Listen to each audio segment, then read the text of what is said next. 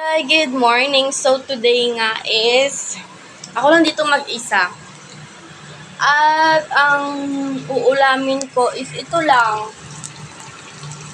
Yan. Alam nyo kung ano yan. Siyempre, alam nyo na yan. Alam nyo na yan. Ayan, oh. Daming kamatis. Tapos, with matching,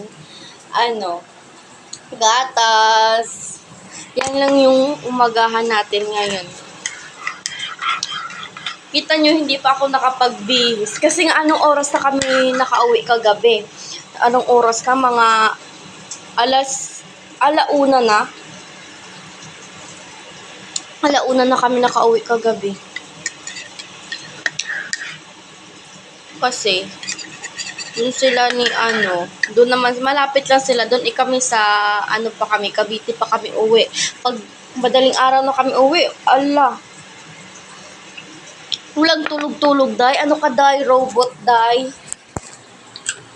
Kaya, namin, nagligo lang kami saglit.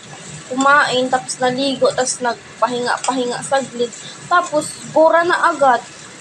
Kasi nga, di ba, linggo kahapon, tapos sa amin, nagpamahiin kami na kapag magbabiyahe ka, wag mong itutuon or na alas 12.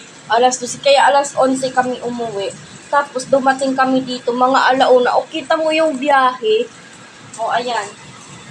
Maluluto na yan. Kakain na. Tapos, ayan yung sinain ko. Diba? Kayo, anong ulam nyo ngayon? Anong ulam nyo ngayon, mga day? Wala pa talaga ako. Tapos, pagdating namin ito, hindi na ako nakapagbihis. Muntik na nga akong mahulog sa may motor.